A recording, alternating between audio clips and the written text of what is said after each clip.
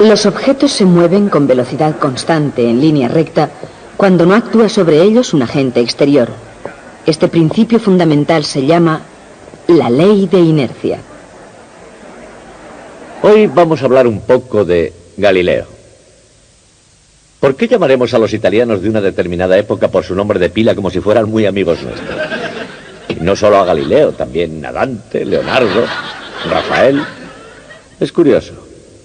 Les decía que hoy vamos a hablar un poco de nuestro buen amigo Galileo Galilei. Aquí vemos un retrato suyo sacado de uno de su época a partir de un relieve de madera.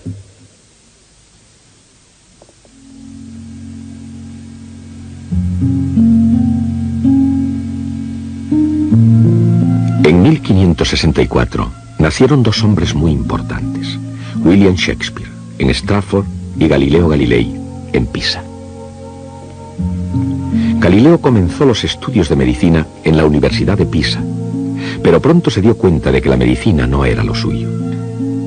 Cuando supo que en esa universidad no había ningún profesor de matemáticas, se retiró de la medicina y comenzó a estudiar matemáticas por su cuenta. Escribió unos cuantos artículos y enseguida alcanzó fama de erudito. Y en 1589, con la ayuda de un amigo muy bien relacionado, fue nombrado profesor de matemáticas. En aquella época, la universidad estaba dominada por seguidores de Aristóteles, que daban poco valor a las matemáticas. Galileo pensaba que sus aristotélicos colegas eran unos necios, y enseguida tuvo problemas con ellos al hostigarlos y ridiculizarlos. Era obvio que al finalizar su contrato de 3 años en 1592, no se renovaría su nombramiento. Y por tanto, al recibir una oferta de la Universidad de Padua, no dudó en aceptarla.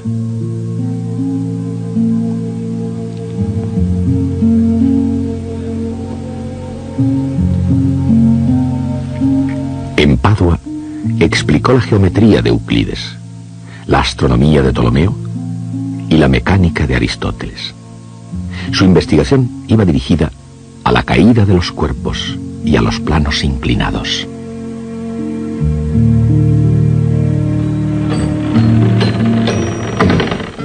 En 1610, Galileo llevó a cabo, posiblemente, el mayor juego de manos académico de todos los tiempos.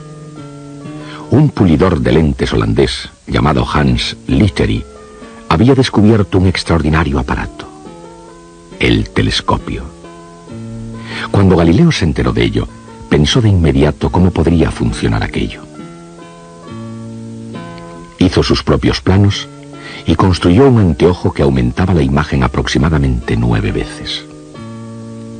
Convocó entonces a los grandes de la ciudad de Venecia para una demostración en la famosa torre de la plaza de San Marcos.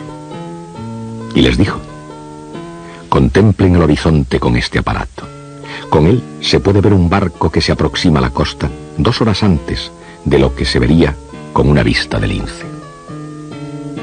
Para una potencia marítima como Venecia, aquel aparato era absolutamente esencial. Galileo nunca pretendió haber inventado el telescopio, pero tampoco se tomó la molestia de desmentirlo. Los grandes de la ciudad, muy impresionados, aseguraron a Galileo mediante un buen salario una vida acomodada. Y 2 meses después, modelos del telescopio de Galileo se vendían por las calles de Venecia como un juguete para los niños. Galileo aseguró financieramente su porvenir vendiendo a los grandes de la ciudad un juguete para niños.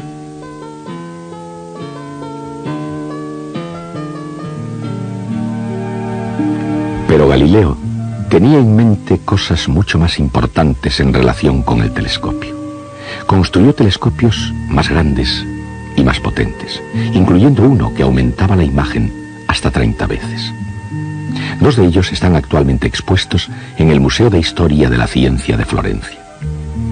Galileo miró al firmamento con aquellos telescopios e hizo algunos descubrimientos notables. Las lunas de Júpiter, conocidas aún hoy como satélites de Galileo, las montañas de la Luna, las distintas fases de Venus, y las manchas sobre la superficie del Sol. Aun ahora que hemos podido pasear por la Luna, los apuntes de Galileo revelan que sus opiniones fueron asombrosamente certeras. En aquel tiempo, los descubrimientos astronómicos de Galileo, junto con las ideas de Copérnico, intelectualmente destrozaban la tranquilidad de los cielos.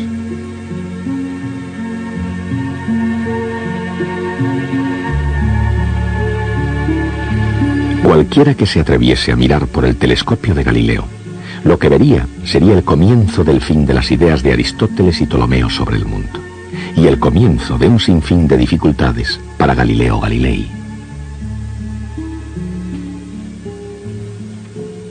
A comienzos del siglo XVII, Europa ya había visto el Renacimiento, la Reforma Protestante y la Contrarreforma Católica. Grandes cambios estaban sacudiendo parte del sistema medieval. Religión, arte, literatura, música, matemáticas y otras ciencias, pero sobre todo, la astronomía.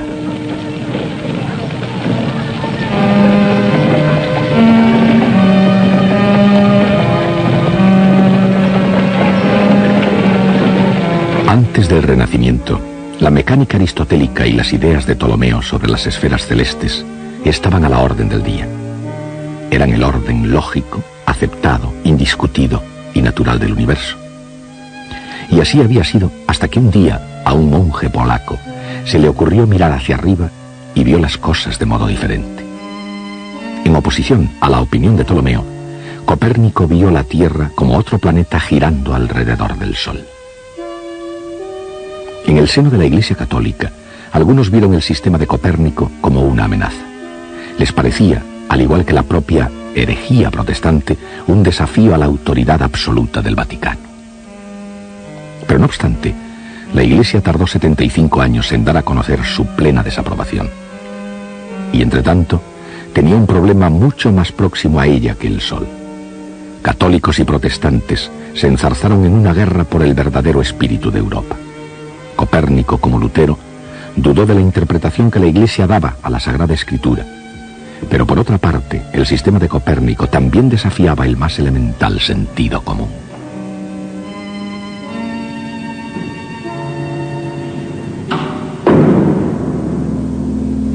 Los objetos pesados caen naturalmente hacia el centro de la Tierra, porque ese era el centro del mismo universo. Si la Tierra está girando y marchando violentamente por el espacio, ¿por qué no salen volando las cosas? Y si realmente la Tierra gira, ¿por qué un cuerpo al caer de una torre cae directamente abajo? Como no cae en la ciudad más próxima, o al menos a alguna distancia. Hace 300 años esas preguntas tenían mucha lógica, eran preguntas inteligentes. Y Galileo Galilei se dedicó a encontrarles respuesta. A pesar de su naturaleza independiente, Galileo era un hombre popular, respetado y admirado por todos en general. Y su inteligencia dada por Dios hizo que la Iglesia le considerara como a uno de sus hijos favoritos. Seguramente Galileo gozaba con aquellas atenciones, pero si grande era su hambre de fama, mayor aún era su sed de conocimiento y de verdad. Al comenzar su carrera siendo profesor en Padua, Galileo supo ya desenvolverse muy bien en sus empresas académicas. Entre otras cosas, fue tutor de príncipes en materias tales como magnetismo y matemáticas. Pero, a la larga, el telescopio era siempre lo que más le interesaba. Con la publicación de su primer libro, El mensajero celeste, se revelaron sus notables observaciones y la fama de Galileo creció por toda Europa. Pero aún así, en algunos círculos, no fueron muy bien acogidos sus descubrimientos.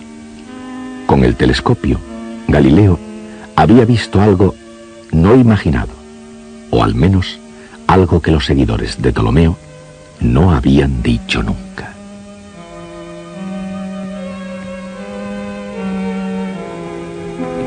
Las lunas de Júpiter parecían demostrar que la Tierra no era el centro de todo el movimiento celeste. Probaba aquello que Copérnico tenía razón. En contra de la doctrina tanto de Aristóteles como de la Iglesia, ¿era la Tierra simplemente otro planeta que giraba alrededor del Sol?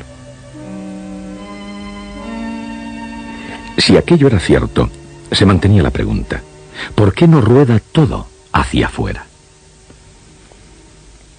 La opinión de Aristóteles era que todo tenía un lugar propio según su naturaleza, al cual tendía a volver, y el propio sentido común parecía confirmar aquellas ideas de reposo y movimiento absolutos. Y basándose en experiencias cotidianas, ¿cómo podía pensarse seriamente que la Tierra estuviera lanzada violentamente por el espacio? Para Galileo, una cosa fue criticar el punto de vista de Aristóteles, que aún prevalecía, y otra muy distinta demostrar cómo y por qué funcionaban las cosas en el sistema de movimiento planetario de Copérnico. Aún antes de la invención del telescopio, Galileo ya se había preparado para hacer eso exactamente. Para poder asentar los fundamentos de su ley de caída de los cuerpos, estuvo observando y midiendo concienzudamente el tiempo que tardaban las bolas en rodar por planos inclinados. Esos experimentos le condujeron también a otra profunda idea, que más tarde se conoció como la ley de inercia. Galileo se dio cuenta de que cuando una bola rodaba hacia abajo por un plano inclinado, después subía por otro plano con cualquier grado de inclinación hasta recuperar su primera altura. Si el segundo plano tenía menos inclinación que el primero, la bola seguía rodando hasta alcanzar la misma altura, a partir de la horizontal, que tenía al empezar a rodar. Cuanto más próxima a la horizontal fuera la inclinación del segundo plano, más lejos llegaba la bola. O sea, que si el plano era perfectamente horizontal y de superficie lisa, la bola no se pararía nunca y continuaría rodando para siempre. Este fue el decisivo experimento que Galileo necesitaba para poder explicar por qué las cosas, incluyendo a sus críticos, podían mantenerse sobre una superficie dando vueltas. Un cuerpo en movimiento horizontal tiende a conservar el movimiento que lleva. En la superficie de la Tierra todas las cosas están en movimiento horizontal, exactamente a la misma velocidad que la propia superficie, y no hay rozamiento que afecte al movimiento de esos cuerpos porque todos se mueven juntos. Con tan espectacular concepción, Galileo derribó el antiguo dogma aristotélico de que era natural a todos los cuerpos tender al reposo. Pero aunque la idea de Galileo fuera muy brillante, no era del todo exacta. Influido aún por la idea platónica del movimiento circular, Galileo pensó que un cuerpo continuaba siempre en movimiento, pero solo horizontalmente, no en línea recta, sino dando vueltas, siguiendo a la superficie de la Tierra. Una generación más tarde, René Descartes puso en orden todo esto, dando a la ley de inercia su última forma. Los objetos en movimiento no tienden por sí mismos hacia el reposo, tienen tendencia a continuar como están hasta que algo se interfiera. Ahora es más fácil de entender que en los tiempos de Galileo. Hoy en día pocos se atreverían a negar que la Tierra gira alrededor del Sol, que el Sol gira alrededor de una esquina de una galaxia, que esa galaxia se mueve sola en un racimo de galaxias, todas marchando a gran velocidad por la inimaginable inmensidad del universo. ¿Cómo se puede encajar la idea de reposo en este gran esquema de cosas? No se puede. Nada en el universo va hacia el reposo. Por el contrario, todo continuará moviéndose como esté, en línea recta y velocidad constante, hasta que algo se interfiera. Ese es el principio de inercia. Y es una teoría tan sencilla y tan profunda como cualquier otra idea sobre la que se haya reflexionado. Como es lógico, a veces parece que los objetos están en reposo, pero eso es solo porque tienen el mismo estado de movimiento que el propio espectador. Si un objeto está en reposo o en movimiento, depende completamente del punto de observación, de si el observador se está moviendo a la misma velocidad. No existe el reposo absoluto, no existe el movimiento absoluto. Incluso marchando por el espacio a increíble velocidad en relación con la Luna, con el Sol o con el centro de la galaxia, la tendencia natural de cualquier objeto es la de conservar el movimiento que tiene. En tiempos de Galileo, Esta concepción era muy difícil de aceptar. Para un aristotélico, el movimiento de una carreta requiere y tiene una explicación lógica. Si no hubiese algo que tirase o empujase, no se movería. Por lo tanto, su estado natural era de reposo. Pero en cambio, para un observador moderno, un vehículo moviéndose no necesita explicación. Este objeto en movimiento conservará su movimiento hasta que los frenos o alguna otra cosa le lleve a estado de reposo. ¿Y qué pasa con un cuerpo que no se mueve paralelamente a la superficie de la Tierra? ¿Qué pasa con un proyectil que se dispara al aire o una pelota que se deja caer desde una torre? ¿No haría el giro de la Tierra que la pelota cayera detrás?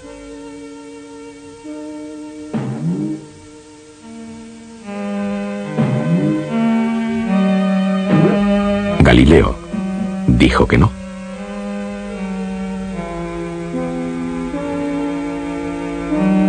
Dijo que la pelota continuaría moviéndose horizontalmente con la Tierra, incluso cuando cae verticalmente hacia su superficie. Esta concepción era muy difícil de entender en tiempos del Renacimiento, así que Galileo ofreció a sus contemporáneos una comparación. Pidió a la gente que pintase una pelota cayendo desde el mástil de un barco en movimiento. Para un marinero en cubierta, el mástil está quieto, y él no estaría sorprendido de ver a la pelota caer recta hacia abajo sobre la cubierta al pie del mástil. Pero alguien en la orilla vería al barco y el mástil en movimiento. Un observador aristotélico no tendría ninguna duda de lo que iba a ocurrir. La pelota caería hacia el centro de la Tierra mientras el barco seguiría navegando por debajo de ella. Ese marinero vería caer lanzada la pelota hacia la popa del barco en vez de ir al pie del mástil. Probablemente este experimento no se llevó a cabo nunca en vida de Galileo, pero sus resultados son precisamente lo que él había predicho. La pelota cae recta a lo largo del mástil. La pelota cae a lo largo del mástil porque ambos objetos, pelota y barco, comparten el mismo movimiento inicial. Si no compartieran el mismo movimiento inicial, entonces el resultado sería el que habrían esperado los aristotélicos. Al caer de un mástil en movimiento, la pelota cae en vertical mientras se mueve horizontalmente con el barco. Estos movimientos juntos siguen una trayectoria curva, una parábola.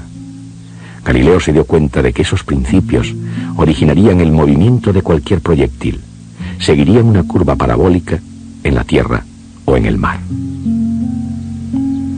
Una pelota dejada caer en cualquier parte de la Tierra se comporta lo mismo. Aquí, compartiendo el movimiento horizontal del planeta, cae recta hacia abajo, llegando al suelo, al pie de la torre. En esos términos, Galileo vio y demostró algo nuevo bajo el sol. En 1616, Galileo fue citado a Roma, donde le advirtieron que no debía afirmar ni defender la idea de que la Tierra se movía alrededor de un sol estacionario. Al saber que la Iglesia se oponía oficialmente al sistema de Copérnico, Galileo esperó a que llegara un momento más oportuno para convencerles del error de sus métodos aristotélicos. En 1623 Galileo pensó que había llegado el momento. Su amigo y protector, el cardenal Maffeo Barberini, fue elegido papa con el nombre de Urbano VIII. Para reforzar su caso, Galileo escribió un libro. Se trataba de un diálogo entre dos personajes que debatían los sistemas de Aristóteles y Copérnico. Como autor, Galileo era un político inteligente. El personaje aristotélico argumentaba con gran maestría y fue declarado vencedor. Era un truco que tenía que ser la defensa de Galileo contra la enseñanza de las ideas de Copérnico. No obstante, muchos de sus lectores vieron que los argumentos de Copérnico eran mucho más sólidos. Y lo peor de todo quizá fuera que esas argumentaciones estaban escritas en italiano en vez de latín, de modo que los italianos corrientes podían comprenderlas fácilmente. Y en opinión de la Iglesia, Galileo cometió otros errores más en sus juicios. Por la boca del personaje que defendía a Aristóteles en su ficción, utilizó los mismos argumentos que había utilizado el Papa y llamó al personaje casualmente Semplicione, el simple. Y quizás lo peor de todo, el nuevo libro de Galileo retaba a la Iglesia en el preciso momento en que ésta era desafiada por todas partes. En 1634, Galileo fue procesado.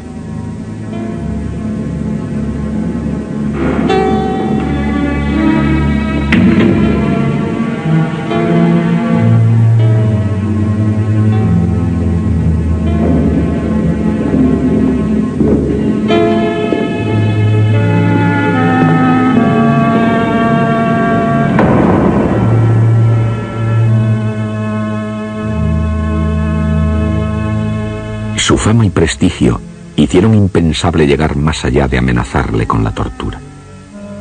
Pero para Galileo, que entendía mucho de máquinas, aquello fue suficiente. Rechazó públicamente el sistema copernicano de movimiento planetario. Irónicamente, en el futuro, ningún científico serio negaría la evidencia de Galileo. El principio de inercia concebido por Galileo y perfeccionado por Descartes llegó a ser la primera ley de la mecánica de Isaac Newton. En lo que concierne a la Iglesia, con el tiempo, el nombre de Galileo fue rehabilitado. Pero hubo de transcurrir largo tiempo. En fecha tan reciente como 1983, la controversia de Galileo estaba todavía sin resolver. En ese año, 1983, el Papa Juan Pablo II pidió que la discusión entre Galileo y la Iglesia terminase de una vez. Dijo: volvamos ahora nuestra mente hacia una época en la que se había desarrollado una grave incomprensión entre la ciencia y la fe. El resultado de malentendidos y errores, solamente con un humilde y paciente nuevo examen, se han podido ir disipando de forma gradual. La misma Iglesia aprende de la experiencia y con reflexión, y ahora comprende mejor el significado que se debe dar a la libertad de investigación.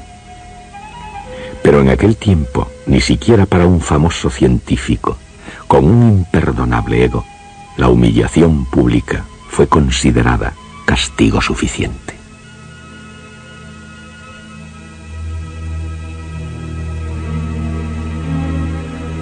Encontrado culpable, a pesar de su famosa retractación, Galileo pasó los 8 años restantes de su vida, bajo arresto domiciliario, en una finca cerca de Florencia. Y como cuenta la leyenda, cuando Galileo entraba en su casa arrestado, aún dijo: Eppure si muove, y sin embargo se mueve.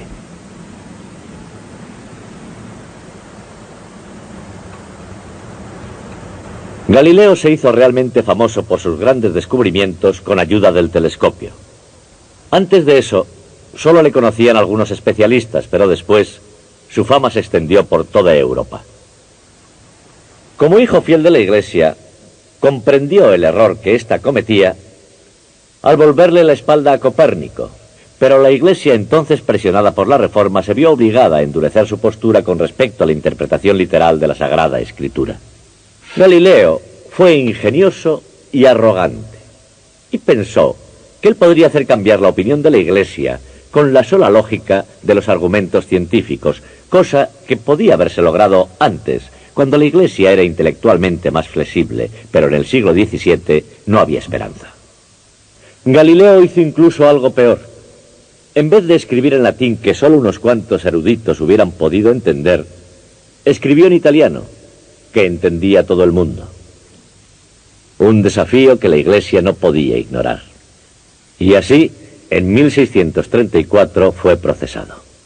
A pesar de abjurar públicamente de sus ideas copernicanas, le hicieron pasar los últimos 8 años de su vida arrestado en su finca, en Arcetri, muy cerca de Florencia. Cuando murió, su cuerpo fue enterrado en una catedral. Y todavía allí, en la iglesia de Santa Cruz de Florencia, está enterrado la mayor parte de su cuerpo. Me gusta pensar que Galileo fue un provocador hasta el fin. Uno de sus dedos fue exhibido en el Museo de Historia de la Ciencia. Hasta el próximo día. En la ley de inercia se oculta el hecho de que todo movimiento es relativo. Si un cuerpo está en movimiento o en reposo, depende estrictamente del punto de observación del observador.